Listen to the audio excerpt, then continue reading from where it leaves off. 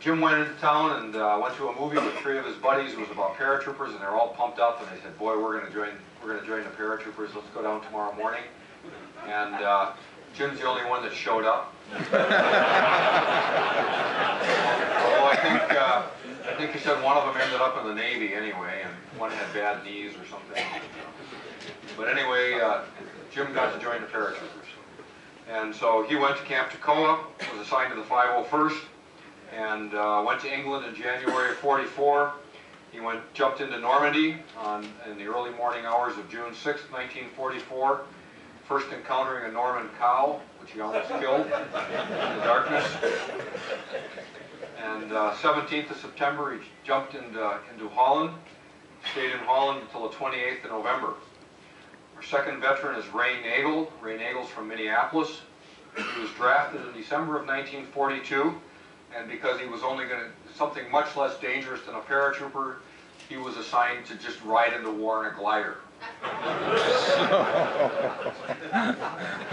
Easy duty, don't get drafted into that.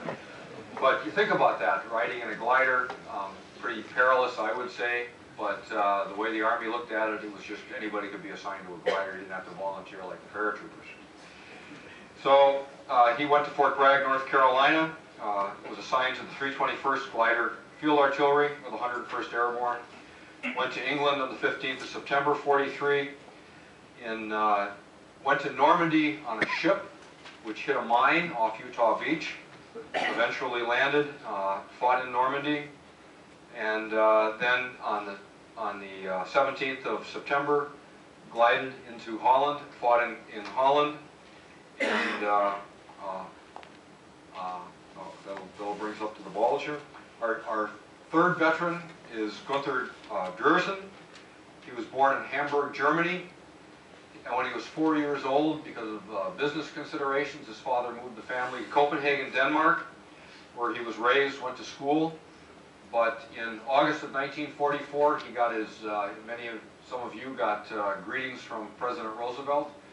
He got his greetings from the Fuhrer and was drafted into the Luftwaffe, assigned to the 3rd Parachute Division, the 9th Parachute Regiment. And let's see, Jim Carroll. Can you talk about just very briefly, talk about the condition of your unit when you were pulled out of Holland and what you were doing in Montmelon, France?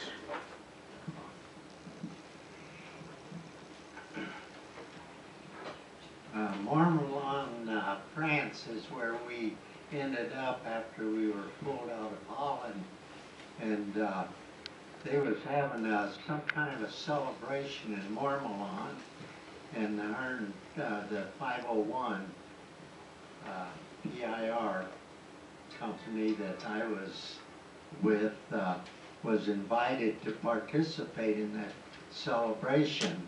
I don't remember what the celebration was all about, but anything to have a good time, partying and all that. We were ripe for that after Holland. But oh, it must have been in 10:30, 11 o'clock at night. There's jeeps going up and down the streets with loudspeakers on, telling all troops, return to your unit as soon as possible. Okay, well, Jim, you're getting a little bit ahead, but mostly you were just refitting in Montmelon at the time, accepting replacements and recovering from Holland, right? Right. Okay. But anyway, we all rushed back to our transportation back to camp, and just as soon as we got there, we got orders to pack up your gear. We're moving out. And at that time, we didn't know where we were going, but we got the order to pack up and get on the trucks. And the drivers knew where we were going. So that's where we ended up in southeast Bastogne, where we were dug in around there in a defensive perimeter. Okay, Jim, you're getting way ahead of us now. Okay. Ray? Right. Okay, we'll get back to that, okay? Remember, we gotta have order and discipline here. This is a pseudo-military operation that we've got here, okay? Okay, Ray, you were in Mormallon, and, take the mic, and just talk about briefly what your unit was doing, refitting in Mormallon. What were you doing in Mormallon? Well, we just got out of Holland and just got there, and I think we were there about 7 days or a week, and we thought we'd have Christmas there. It was December, and they called us out of the battalion. We had 3 battalions, A, B, and in headquarters. They called us out on the outside, all lined up there. And they said, just got a call for emergency. We got to leave at 7 o'clock in the morning. It was 7 o'clock at night now. We didn't get to the party, or whatever it was. Okay. Gunther, you had a different story. You're 18 years old, living in Copenhagen, and you get drafted, and you told me that as the family sees you off at the train station, and what did you forget? Well, I was pretty young and hadn't much experience, and I hadn't thought about anything too much except saying goodbye. So I didn't have any money on me. And I was actually going to the southern part, to the Black Forest for as a recruit. So that was a long way. But I found somebody who gave me $20, and somehow I made it. It was a tough time in Germany. Every day you got bombed, and I remember I came to Stuttgart, Germany. That was the first town I saw that wasn't destroyed. I mean, everything had burned out, but I saw Stuttgart in the middle of the Black Forest, and it was kind of beautiful, the town. And then they had air raid shelters in the hills on the side of the town.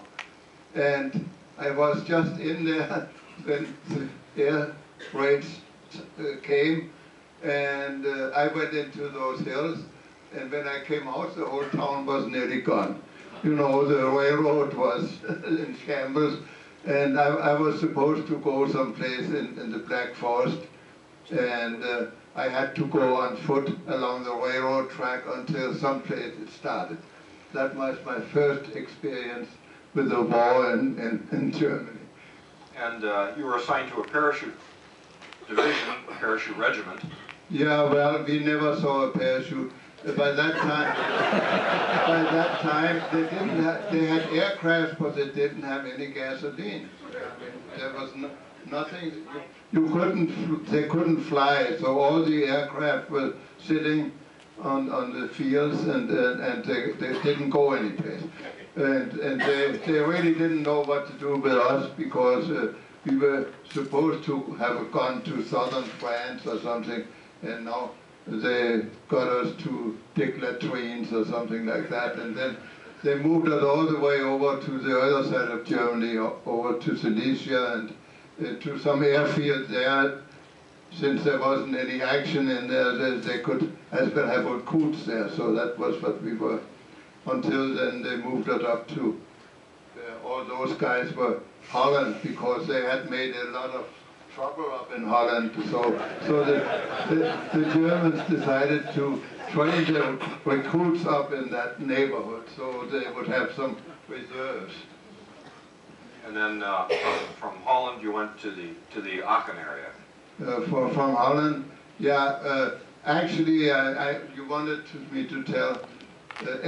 We were the 9th Parachute Regiment, and somehow somebody had a good eye on us. Every time we were moved by railroad trains, you know, 40 guys in a cattle train, and then when we stopped in Hengelo, and in good German fashion, we marched out of the train and sang nice song, and we were going to go to some school that they had prepared for us with straw on the floor and so on. And as soon as we got there, the British Air Force kind of bombed us to pieces. They bombed the school, they bombed the train we had come on, and our kitchen was standing in the schoolyard and it was demolished. So we got a good welcome. So we marched out, not singing too much, and distributed out in some farms outside the town. Ray, back to Mormelon. We're all in the beginning of December now, and it was nice weather. Mormelon is near Reims, France. And what were you guys doing there? You were just resting. We just got there, so about a week, and we were just resting there, and getting ready. We were all ready for another battle, but we didn't expect it to come that quick. But you were playing baseball, and the weather was nice. Baseball, we had a football team. We just got started. And what were you doing when you got the notification? 16th of December. 16th of December now. We just got there. Right. Yeah. But Jim was in Reims, France, partying. And they sent jeeps in, got him the word to get back to camp. You were in camp. Do you remember how you got the notification of something going on in the Bulge? Yeah, they called us all out at 7 o'clock at night. They said, be ready to go to another mission 7 o'clock in the morning. So we had to get all our equipment ready again and take off. They had a whole bunch of trucks, Army trucks and semi-trailers, grain trailers open top, but they had cameras on the one that we got in. So we had a whole convoy, the whole division was going where it was Bastogne, yeah. So now we didn't know where we were going, but we were right in the back, and we got in there at 7 o'clock in the morning. And we drove all day and all night till 4 o'clock in the morning. And on the way up there, we got in the mountains and it was sleet, and we couldn't make it up the mountainside. So they had some tanks there with tow one semi up at a time. And it was cold. It was quite a few hours in the truck. So we just stayed in there, had the top on and covered the back. All of a sudden, we could hear the moving backwards, and no engine noise. Somebody lifted the back curtain up, and here the air brakes gave out, and it was backing up, and we was in a mountain there, parked on the side, waiting to get pulled up to over the mountaintop. It was all sleet, and it hit the truck behind. The trailer did, and we jumped out of there within about 2 seconds, and. It could have went over the mountainside like nothing if the wheels hadn't been turned. But the truck driver got back in and started up and got the air brakes working again and stayed in the truck. And then we got towed up over the mountain. Then they released you. You could go down. Jim, it was nice weather in France when you got the notice. And they told you to get ready right away. So what kind of clothing did you take? What did you pack? What did you have available for you? Well, my everyday training uniform I got on, and I stuffed a couple extra pair of socks inside my uniform to keep them dry and warm, because I knew if the weather changed, it would probably be severe, because on the way up to Bastogne it starts snowing very heavily, and the temperatures start dropping then, and a lot of our troopers didn't have much winter gear, or didn't in fact, many of us didn't have good winter gear, like the wool overcoats and all that, long johns and underwear, and we're just short on winter gear.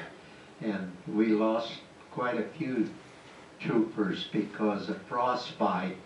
They got their feet wet, and they'd take their boots off, and then their boots would freeze, and then they couldn't get their boots back on. And Jim, can you talk about your drive up into the Ardennes?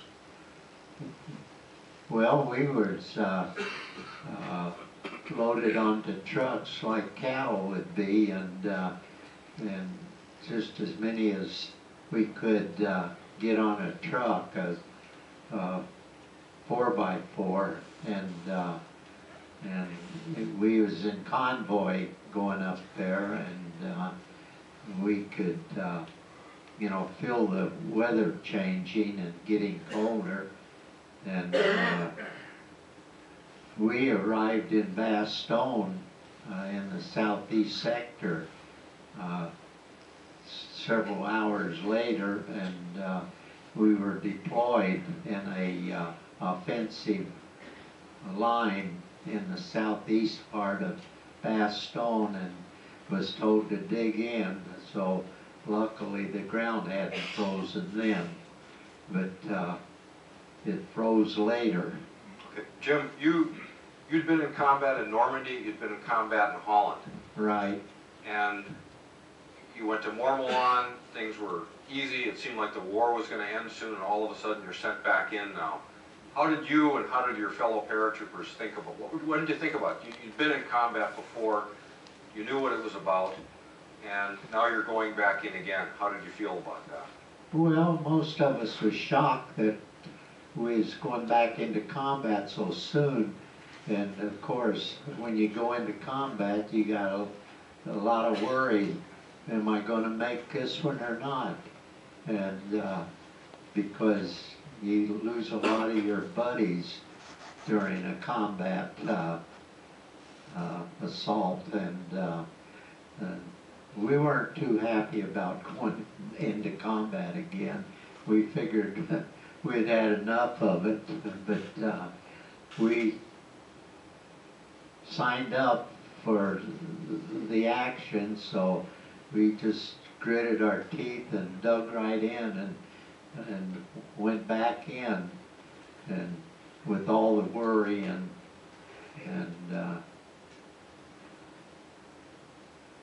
not exactly excitement, but being in with your buddies, you know, you didn't want to be left behind. Okay, Ray, same situation for you. You'd almost been sunk off the coast of Normandy. You were sunk, and you air assaulted into Holland, and now you're going back into combat again with just a very brief pause. How did you and the men in your unit feel about that? Well, that's assault troops, that's what we were. And so it was just another battle for us. But I was going to say something else here. Oh, after we got into Bastogne, they had a position lined up for us, forward observers. They got there a few hours before we did. And then we got our gun set up and fired a few rounds. And one of our truck drivers from headquarters, he knew where the depot was for ammunition. So he took the truck and went back and filled it up with ammunition, 75 howitzer shells. And he was coming back, and the MP stopped him. He said, "You can't go up there. It's a terrible battle going up there." And he said, "We got to bring this ammunition up there. They need ammunition." And he said, "Well, just a minute." And he got into the little shack there where his boss was, and he said, "Well, I'll ask my boss." So he went into the shack, and our truck driver drove off. And he got this ammunition back, and I think we should have got a Silver Star for it, because we really need the ammunition before the fight was over. But then we got resupplied by air, so it was... Well, that's later. Okay. We don't want to give the story away here. Okay.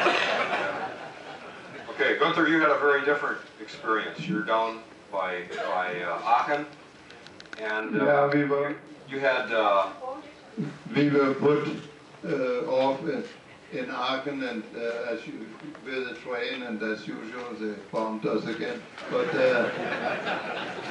we were kind of getting used to it. So, but we actually we got orders to have three pairs of pants on, you know, underpants, and then or military pants, and then some drill pants on top of that. So we had three pairs of pants on, and also boots, you know, kind of military boots. And I would say from that time when I was off in that was actually Aachen was kind of the frontier at that time. It was surrounded by the Allied, and every day they shot artillery in, but it was kind of timed, so the Germans knew about when it would come. I mean, there was, for instance, the bridge, and there was a guard on one side of the bridge and one on the other, and he would say, "Stop now, don't go over," and then he would say, "Now you can go for the next minute or two." Anyhow, I marched. We were parachuters, and since we were, when I hear those guys with their trucks, we were on foot, and we had to carry everything. You know, can't you hear me? no, it's too loud. Down It's too loud. Okay. Well, Microphones are always we a had to carry all our stuff, and we had to carry it at night because we had to march every night, and we slept in the barns every day because it was a top secret mission. We marched south. Anyhow, at the 16th of December, we finally arrived someplace at the frontiers, and then we got a special proclamation that now we were going to big attack. So we went right over as the first unit, the 16th, and nobody was actually expecting too much, but there was a big artillery barrage just before. That didn't bother us because it went overhead. But it must not have been too nice to be on the other side of it. But we had to go over there after and see what was going on. And it wasn't, you know, that was the first time I ever was in combat, and it wasn't very pleasant. Most of the time you just made full cover because you can't see much, but the artillery was shooting directly, field artillery, and made a lot of noise around, so and you didn't want to look too much up, but then some machine gun went around from our side, and all of a sudden one heard the motors go, and then the Allied forces, the Americans, just left. They drove off. So then we marched again. We marched all day. It was not very pleasant because, you know, as a soldier, you don't march here and there in big lines, keep a certain distance from the guy in front, and he keeps a distance from the guy behind. So you have a long line of soldiers marching. And they had mined it. So the guy, actually two in front of me, up there, stepped on one, and the guy in front of me got a splitter in his neck. So I had to carry him back, so that took some time again. And we had one ambulance along for our unit, and that ran on a mine. So, and then when you came to some place, we came to some little place, and there were thousands of telephone wires strung all across. And then there was a nice sign, "Keep clear of mines." I knew English quite well, so I said, "Keep clear of mines." I had already seen what they could do. So, what do you do? Yeah, it was snow. So I stepped in footsteps in the snow.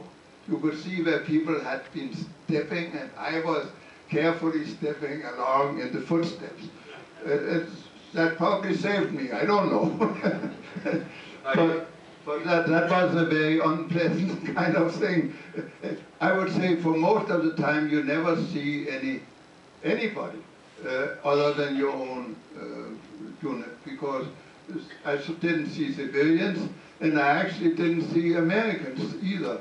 I mean, but we marched, you know, the Panthers, the German Panthers were supposed to come within the first day, but they were a whole day delayed. So the second day, finally at night they came through.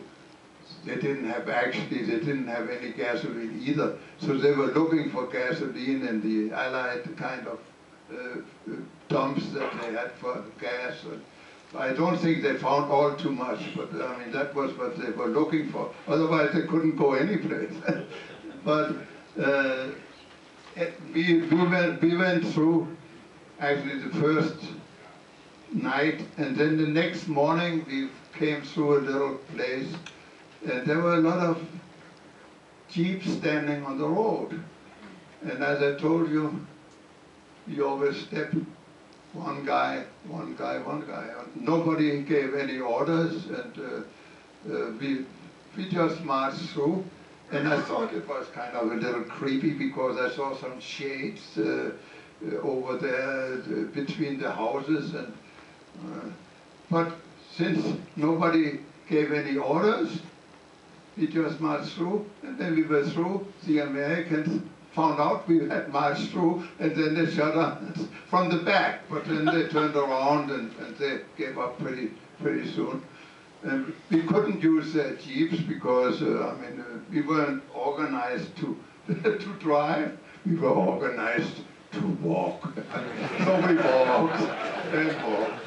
And what you missed there is as you walked through the village, the Americans were sleeping in the basements of the houses, right? I don't know what they were doing. They probably were sleeping at the start, but when they kind of noticed that there was some action and we were marching through in long lines, they noticed us.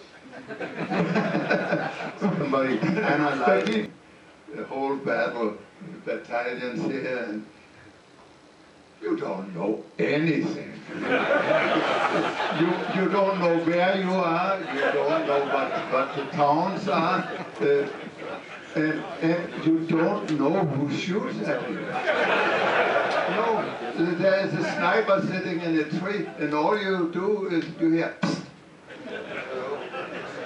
Where did that come from? I always get so annoyed with American movies where you see guys shooting at each other, and they know exactly where the guy shoots from and whom to shoot at.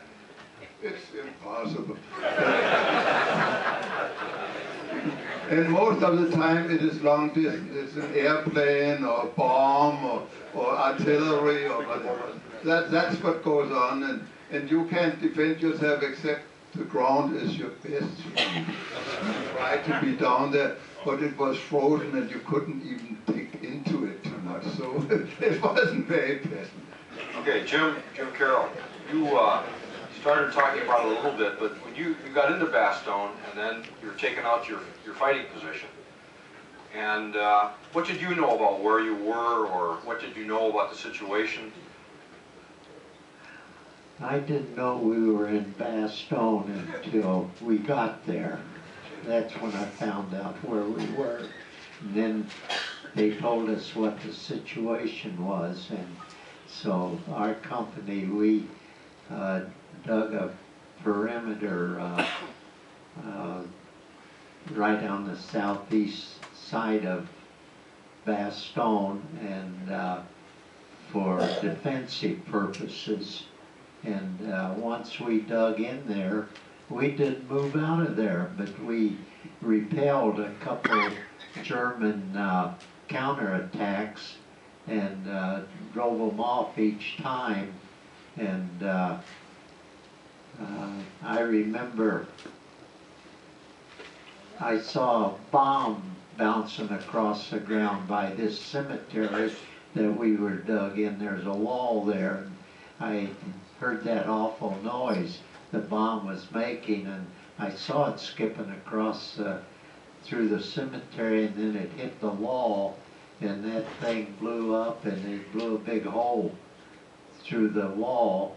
And actually, we were on the outside of that cemetery, so we didn't sustain any injuries from that. But we just held a defensive section, and I suppose the other companies had the same type of duty for holding that area. Jim, there was a lot of American units retreating through Bastogne. They'd been heavily engaged farther east. Did you encounter any of them, any of those Americans that were retreating? Well, I must have been sleeping. I didn't see any retreating Americans going through our section. I suppose it could have happened in other sections because I don't know what they were doing on the other side of town, but I imagine a lot of them was in a wooded area, and they sustained quite a few injuries from anti-aircraft tree burst, where the shrapnel goes down when it hits a tree, and if you don't have a covered foxhole, you're susceptible to getting shrapnel. Did you have a covered foxhole? No. If I'd been in a forest, I would have had. Because I knew about tree bursts. Ray, you were on the other side of the perimeter. What encounters did you have with Americans that were retreating? What? Americans that were retreating. You had some encounters. Oh, we couldn't get in. Oh, take the mic. Take the mic. We got to Bastogne, the whole convoy, whole division, 12,000 men, and so we stopped there to find out where we were going to set up our artillery, and we found out that they were coming. The road was just filled, and they kept yelling at us, "Turn around, you're going to get killed, don't go up there." And we said, "We've got to get up there," and so we finally, the whole convoy, 12,000 trucks, men in trucks. So we got up there, and the forward observers lay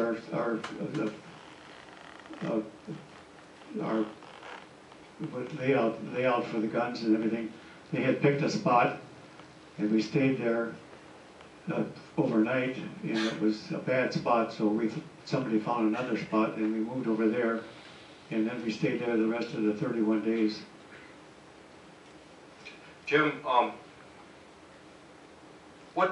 when you first arrived in the Bulge, it wasn't that cold. It was damp. It was wet, drizzly, foggy. What did you do to keep dry and to keep warm? Well, as I said before, on the way up there, it started snowing, and we got damp from that. And then after we started digging in, that warmed us up, and from the exertion from digging foxholes, and then after we got in our foxholes and settled down to take on what was going to happen, and we'd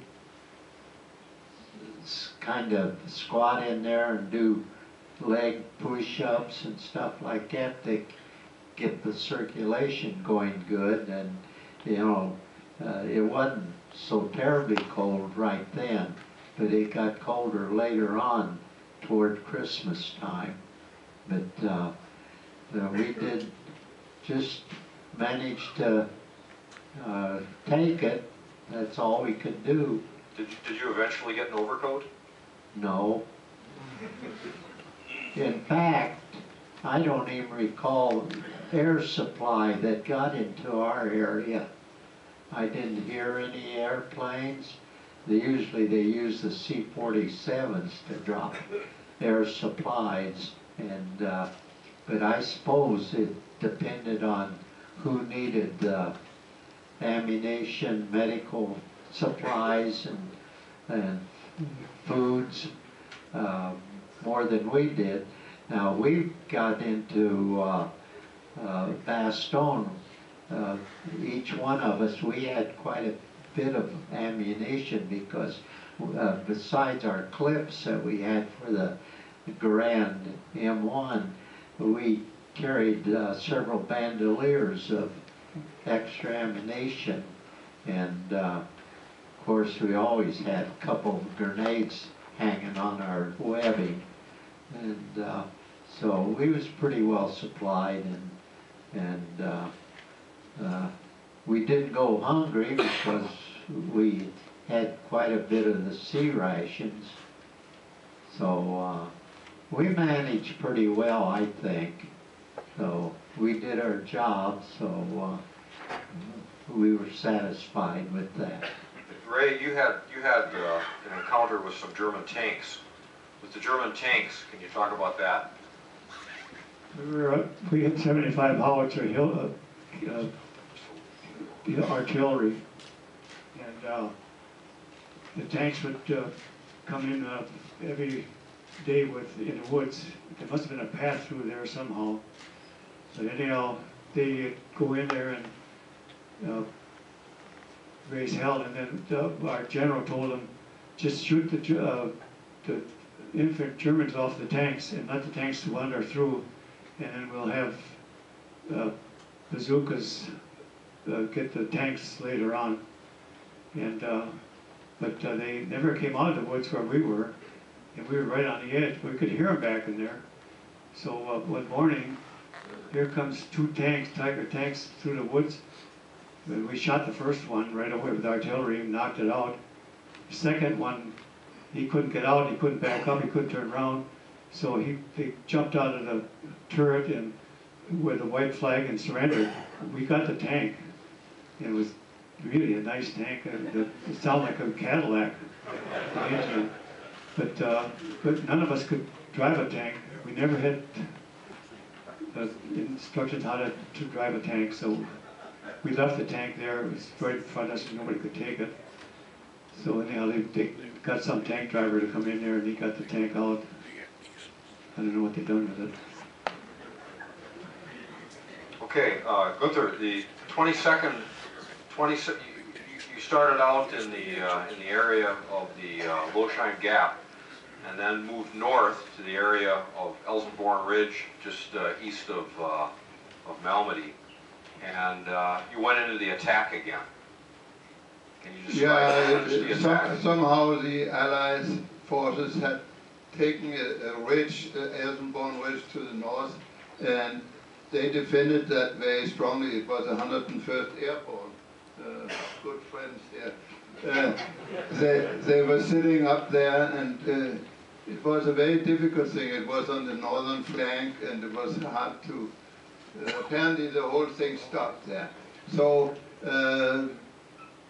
since we were parachuters on foot, they thought we might do something. So we were marching up against this, and I remember it was kind of a little canyon we were going through, which was very convenient because all the shooting went overhead, you know, we were down in that canyon and moving along the ridge a little bit. And I saw some guys coming back from further up, and they said it wasn't too cozy up there. Anyhow, we were in our good formation, one up along there, and all of a sudden I hear papa, papa, papa,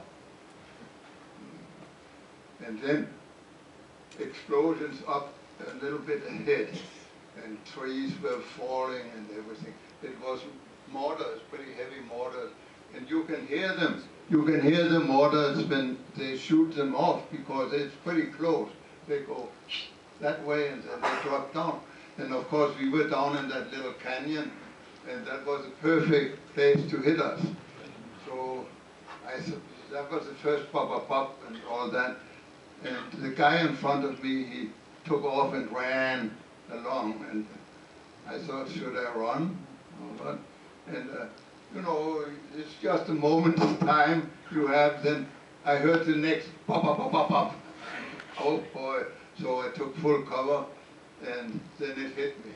I mean, it hit through my boot, and actually it made a little hole in my steel helmet, and I still have a few splinters here and there. I don't know where, and I've never worried about. But I was finished. I couldn't walk anymore, and fortunately we were on the attack, so everybody was ready to help me back. One on each arm dragging me, an extra guy for support at my leg. I think even one supervising. Anyhow, I was brought to a basement in some farm along the way, and there I was all day until night, and the ambulance was trying to come up. It couldn't quite come up all the way, but then I somehow managed to get over to the ambulance and was driven to the 1st Field Hospital. And that we were, as I said, it was, you saw all those numbers about people that were wounded, and it was bloody, I would say it that way. That hospital was run by the SS, and they were operating day and night. Yeah. They were constantly, sometimes they came out and had a little cigarette and then they went in again. I don't even think they took their gloves off for having a smoke. But anyhow, I was laying there for 12 hours or something. At that time, American troops, Red Cross troops, had been captured, and they were helping at that field hospital. They were carrying in the people into the operation room, and they were also giving you narcosis, chloroform, that goes fast. And since I spoke a little English, I spoke English with them, and we agreed I would count in English. So I counted 1, 2, 3, then I was gone.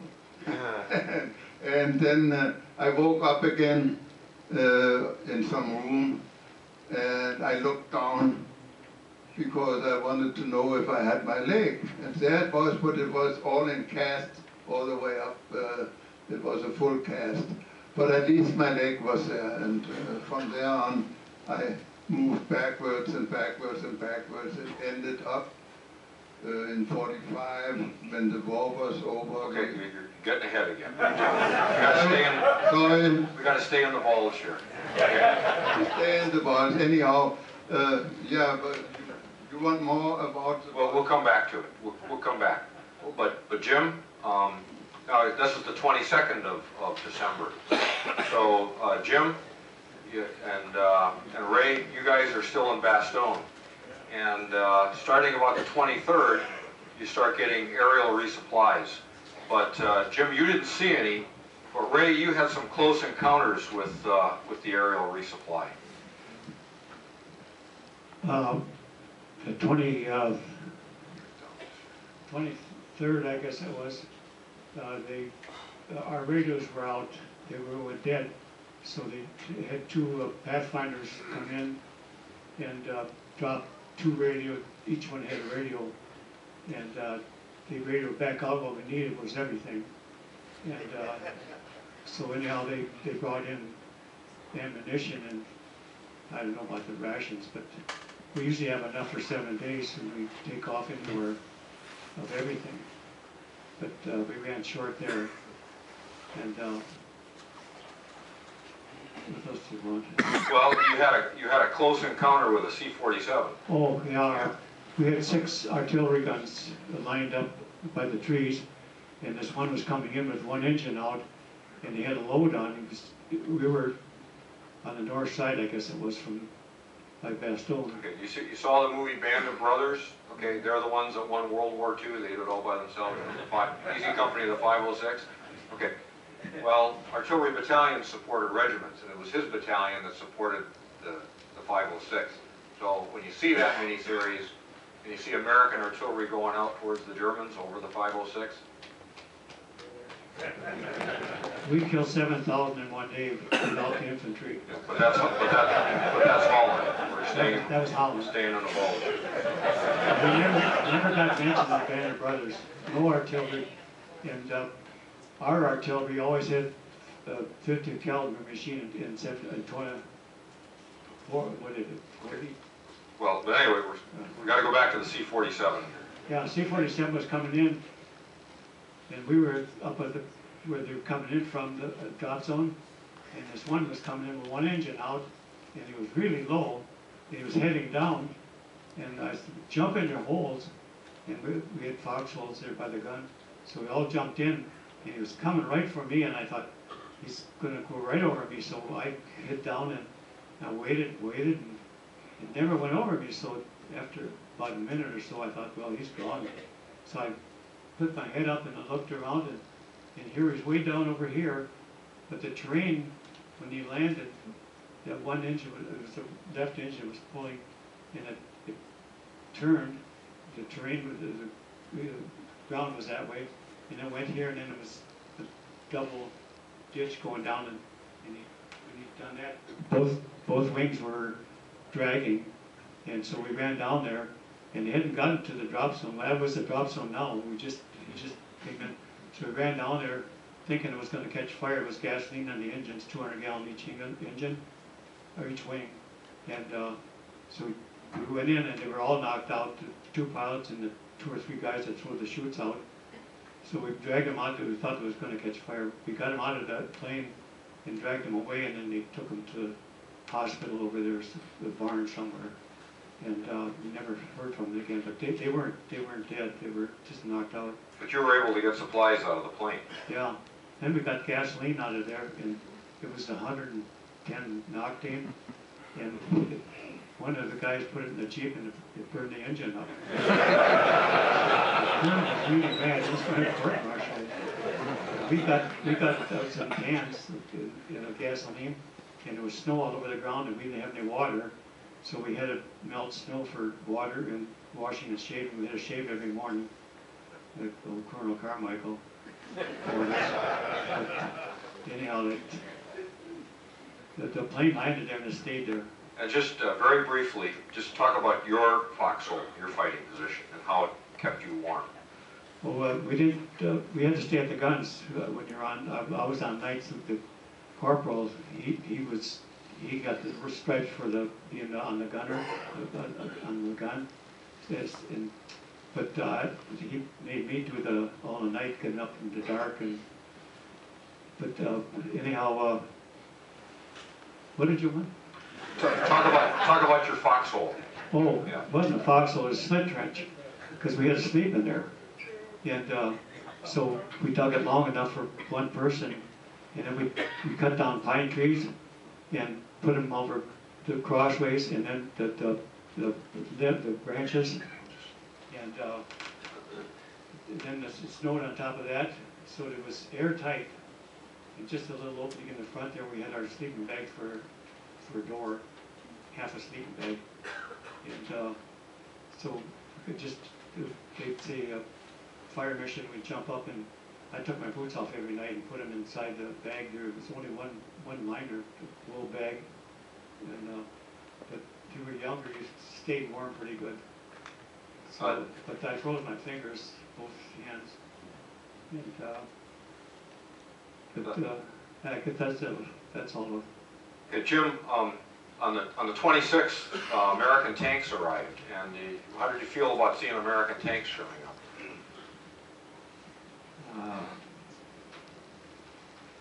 I was just excited and happy to see those tanks coming up the road after the 4th Armored Division broke the ring at Bastogne. And I had a very unusual visitors. My brother was in the 4th Armored Division, and we tried to keep intact on where our divisions were, and he knew the 101st was in Bastogne, so they had a break there for a couple hours to refuel the tanks and get provisions.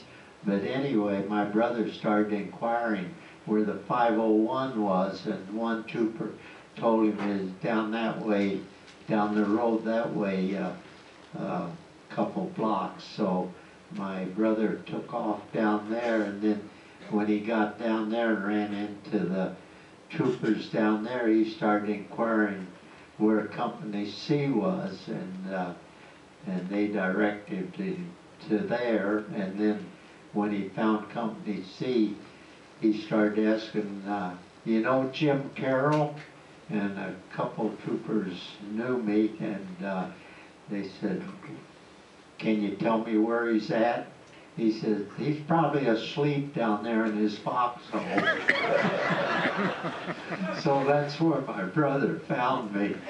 And after the war, when we would be telling war stories, he was always telling people how he saved his little brother in Bastogne. And my retort was, we didn't need you, we had everything under control.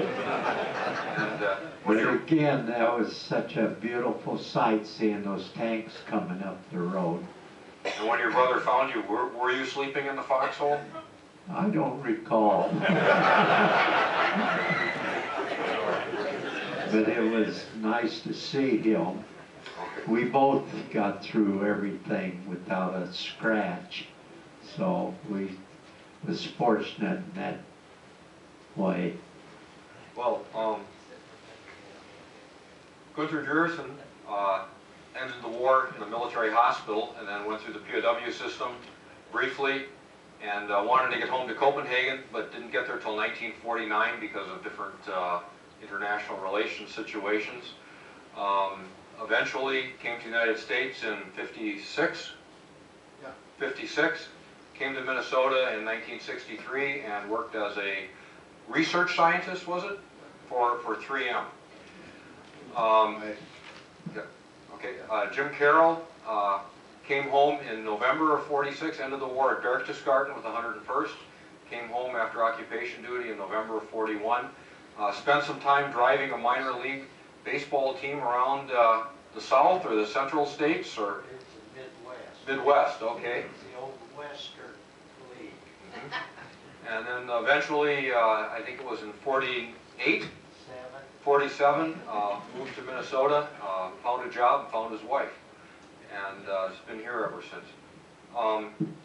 Ray Nagell came back to Minneapolis. He was lucky, was selected two or 3 days after the war got over for a 30-day leave back to the United States.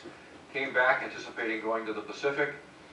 The war ended, and he was discharged through Fort McCoy, went to Dunwoody, became a plumber for the plumbing company that redid the plumbing in my house. But by then he was already a plumbing inspector, so maybe he came and inspected the plumbing that the plumbing company did at my house. I don't know. But thank you very much for your participation tonight, and we have time for just a few questions. I think we're running a little bit over.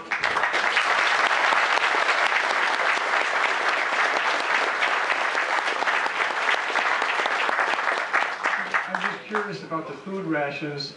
Did any of you guys come across the other side's food rations, and how did they compare?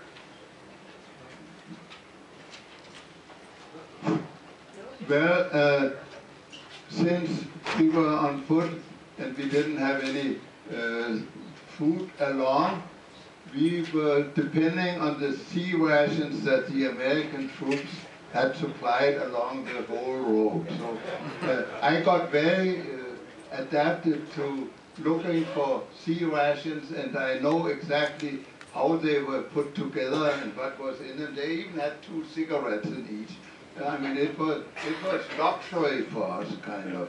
So we were actually going on the attack to get sea rations.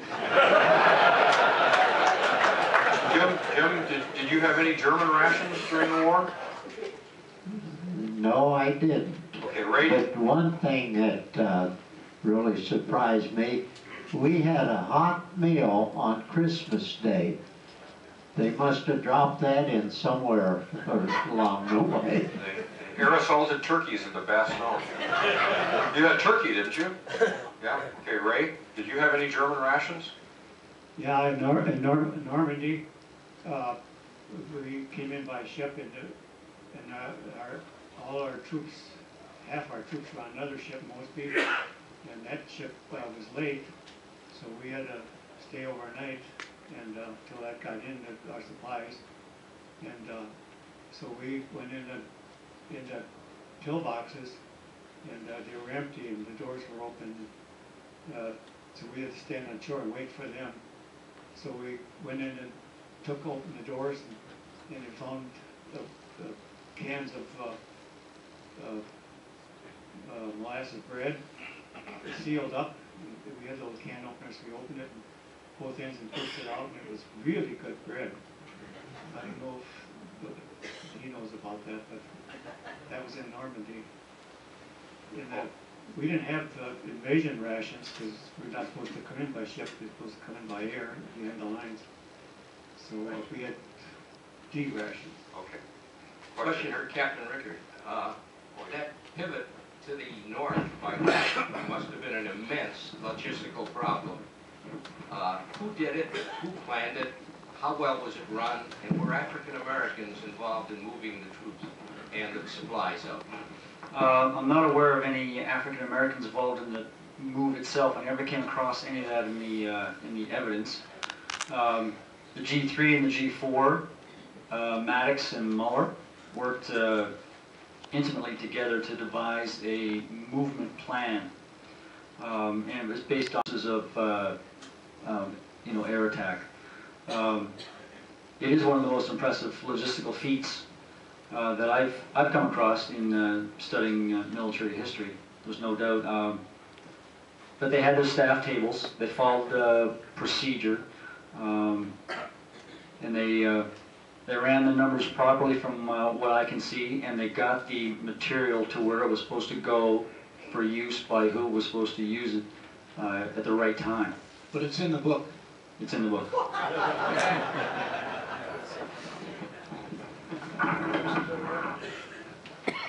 Question up here? Other questions? I guess not. Let me ask one question of John. When the 82nd and 101st moved out of France up to the support the Bulge defense, they came into the Bastogne area, right? Can you explain that? Both divisions, I think, received conflicting orders, and they both converged on the same area, and there was a giant traffic jam. The decision to move them both in the same direction was made by staff officers at SHAEF. Eisenhower's chief of staff, Beadle Smith, played a role in it. They got down on the ground and worked out things on the map. And then a command decision was made at the time, once they realized there was a traffic jam happening, that 82nd needed to go north and 101 go to Bastogne. That's a great story that hadn't been told well either. Okay, Dr. Muller. Okay, just one announcement I forgot to make later. We do have, we're looking for German veterans for next month's program. So we have one who's been on the programs before, but people who fought in the Eastern Front especially. So if any of you know anybody, please let us know. And that's it for tonight. Have a happy holidays, Merry Christmas, Happy New Year.